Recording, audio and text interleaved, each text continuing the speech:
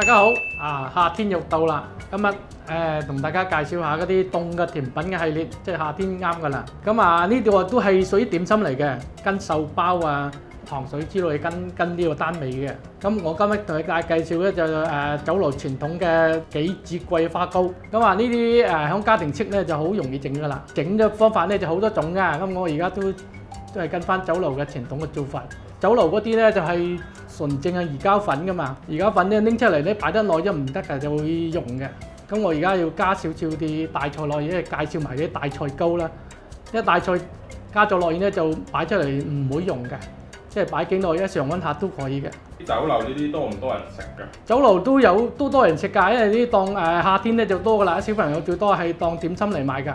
酒樓日日都有整啊，啲凍品之類都係再用點心嚟賣㗎。即係夏天好多小朋友都中意食㗎嘛。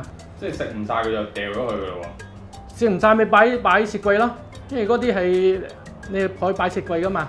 即係可以擺好多日嘅。擺好耐㗎，擺幾日㗎。酒樓中好多種甜品㗎嘛，當點心賣㗎嘛。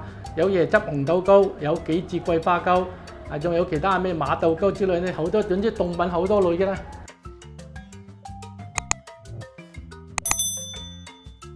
咁首先就係杞子啦，就用嗰啲平常嘅杞子咧，用水浸10零分鐘得㗎啦，好簡單啫。咁另外一樣主要材料就桂花啦，就桂花糖嚟㗎，就比較好，即係人哋周圍雜貨鋪都有賣㗎啦，一樽樽嘅。咁如果你冇咧，就可以買乾嘅桂花。乾嘅桂花咧就比較麻煩啲啊，翻嚟要自己浸開嘅啦。咁一般呢都有賣嘅桂花糖，即係桂花糖就咁倒落去得㗎啦。咁我主要咧就用魚膠粉嚟埋佢，因為呢啲做法咧就好多人都識嘅。咁呢個加入大菜嗰類咧就冇咩人識啦。再介紹下個大菜嘅問題啦。呢啲叫大菜啦，大菜咧就工廠做出嚟嘅，周圍雜貨鋪有賣嘅，用水嚟溶咗就得㗎啦。1兩嘅大菜咧就配6斤嘅水，用嚟蒸就得，用嚟煲就得㗎。用嚟煲咧就要熱多啲少水。點解咧？因為大菜煲嘅時候要蒸發㗎嘛，水分嘛，大約7斤水到啦。但係如果你仲蒸咧就得啦，蒸咧就用6斤水就唔使理㗎啦，因為蒸嘅水分係唔會揮發㗎嘛。蒸嘅時間就耐啲，大約蒸50分鐘到啦。煲咧就30分鐘得㗎啦。咁我呢啲就係現成做好咗俾大家睇㗎啦。用咗半兩嘅大菜就煲成就蒸成咁啊。咁我碎咗嘅啫。原本咧佢成塊糕白色嘅，咁我而家碎咗就好做啲，就加落去呢個糕嗰度就得㗎啦。隻大菜係咩嚟㗎？大菜咧就係嗰啲海草之類嘅，我哋自己整唔到嘅，係工廠做出嚟嘅。因為酒樓點心咧就係專門交貨嚟嘅。咁用少少咧1兩咧就用好多，因為好平啫。我呢度都係買咗10蚊到。而家大菜係咪好少㗎啦？因為比較難買好少人做呢啲生意。不過你細心啲揾咧都有嘅。夏天好多人中意做大菜糕食啊嘛，咁就有人做嗰啲生意㗎啦。即係酒樓都係有大菜糕賣嘅。酒樓有大菜糕賣㗎，即係大菜糕其實就好簡單咧，將啲水溶咗，就你中意乜香料乜嘢咩嘅水果味就加落去，咁就擺埋常溫，就幾個鐘到咧，佢就自己賣㗎啦。就變咗大菜糕㗎啦。咁桂花糕咧就先用魚膠粉加糖，咁撈埋佢，咁用滾水嚟撞開佢得㗎啦。撞開就將所有材料加晒落去，咁就擺喺雪櫃度，雪個零2個鐘咧就出嚟用嚟切得㗎啦。家庭式咧我就用呢個盤大約整咗1底度啦。我用2兩糖，咁糖咧就用有色嘅，係要少少顏色㗎嘛。嗰隻桂花糖啊嘛，咁大概2兩糖夠啦，因為所有材料都係甜嘅，唔需要太多。呢度咧大約都係半兩到半兩，即係25克到啦，25克嘅魚膠粉。將糖要撈勻㗎，因為你唔撈勻佢咧就本身就唔溶㗎。用1斤嘅滾水，咁撞開佢得㗎啦。大菜咧我就大約加1兩落去，因為大菜喺常溫下就唔溶㗎嘛。呢隻咧魚膠粉咧離開咗雪櫃咧就擺唔得耐嘅，擺個零2個鐘咧佢就溶㗎啦。因為酒樓嗰啲好多人啲淨係用魚膠粉嘅，即係加重啲魚膠粉。咁而家我就要超滾嘅水就撞落去。酒樓都係用呢個蘿蔔神嘅魚膠粉嘅。酒樓都係用呢隻㗎，不過佢就大包嘅，就唔係咁細包嘅，因為大啲先係平好多㗎嘛。佢用一斤裝嘅，我哋嗰啲係1兩裝嘅啫。撞好多啲水咧，就全部將材料倒埋落去，有少少技巧呢。就本來1斤水呢，我就用半斤水嚟裝，我再用半斤冰，因為要快啊。如果唔係你就咁擺常溫下呢，就好耐㗎，你時間要幾個鐘先埋嘅。咁我倒落去得㗎啦。再裝用魚膠粉。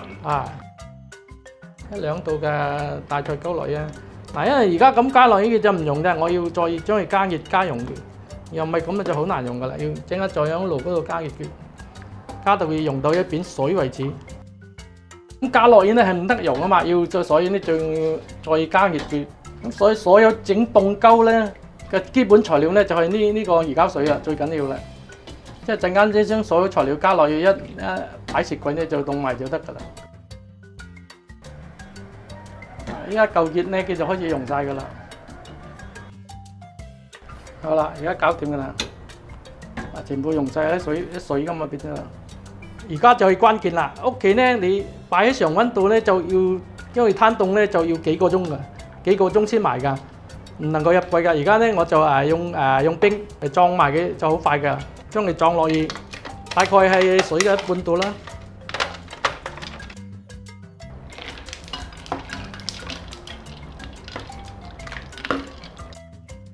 將佢撞到咧，好即係有少少糊狀咧，就可以將所有材料加埋落去，咁就擺雪櫃就 OK 啦。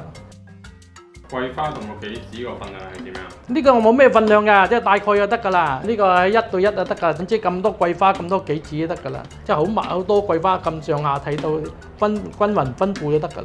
要加啲蜜糖落去，因為蜜糖嘅味道先同佢夾嘅。最緊要咧要佢先變成糊狀先，有少少糊狀先將所有嘅材料倒埋落去就得㗎啦。蜜糖落咗去就好香嗰陣味，香好多嘅。所有做凍品嘅方法咧，都係要逐水落㗎。你一下倒晒落去咧，佢就黐埋一嚿㗎，就要另外要溶翻佢㗎啦。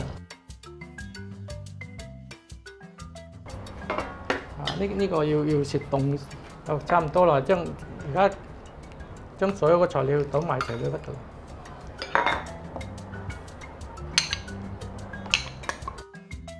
最後咧就落少少蜜糖。呢啲係蜜糖嚟嘅，蜜糖只要貪佢香啲，嗰陣味夾一啲啫。而家加咗落去都可以即刻試到個味㗎嘛？而家都試到㗎啦，即係陣間要入雪櫃先擺陣間佢先嚟咯。咁將所有嘅材料咧倒，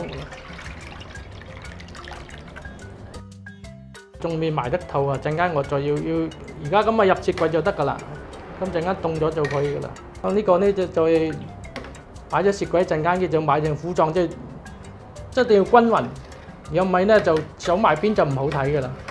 嗱，變咗糊狀咧，一攪佢就好均勻啦。咁陣間出嚟再硬咗啲就好靚啦，地糕啦。如果唔夠糊狀咧，佢就嗰啲嘢走埋邊咯，就唔好睇咯。呢個做嘅方法係好關鍵㗎。因為你就咁話撞埋咗唔埋咧，就啲嘢兩邊一邊清啫，一邊濁就唔好睇㗎啦。而家全部有變咗糊狀咧，就均勻好多，好靚㗎啦，即係整出嚟。咁跟住之後都係要擺翻落雪櫃。要擺喺雪櫃，雪到好硬㗎，擺個零2個鐘到啦。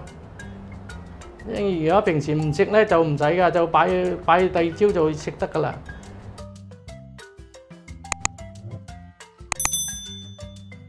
整大菜糕咧就好簡單啦。咁你中意食咩味咧？就喺市面上咧有嗰隻啫喱粉嘅。咁我而家就買咗個士多啤梨味，就咁樣倒落去得㗎啦。呢個本身唔係好甜㗎。咁我加多2糖落去啊。咁加啲糖落去就甜啲。呢個大約用半斤水度啦，用咗個滾水，將佢溶咗佢，倒咗落去。我跟住再加1、2大菜落去就搞掂㗎啦。你中意食咩味咧？就喺市面上所有有啫喱粉㗎。如果冇咧，你自己用生果都得嘅。呢度嘅份量咧，我都用半斤水得㗎啦，大概做2杯啊。而家我有半包咧，用半斤水得㗎啦。咁我再加多1、2大菜落去啦。咁又係唔溶㗎，又要加熱㗎，要加到溶為止。然後倒嘅啫喱杯嗰度就得㗎啦。半包嘅分量嚟嘅。如果呢一包咧就要加1斤水啦，半包就半斤水，將佢煮到所有嘅嘢用到變成水咁就得㗎啦。咁呢啲就唔使落冰嘅，就咁用個啫喱杯裝住，咁啊得嘅慢慢煮埋就擺入雪櫃，咁啊幾個鐘之後食得㗎啦。本身大菜係冇味㗎嘛？本身大菜係冇味㗎，佢屬於啲海草之類工廠做出嚟㗎嘛。本身就咁食都有，因為大菜咧就係本身做半湯餃嘅材料嚟㗎嘛，半湯餃都係呢啲材料㗎啦。一受熱咧，佢就變成水㗎啦嘛。而家咁啊搞掂啦。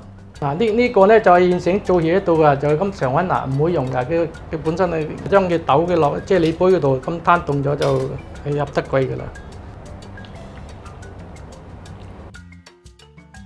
嗱呢度本身咧就未入得櫃㗎，因為好熱啊，等佢攤到佢凍晒啦，就可以擺入櫃㗎啦。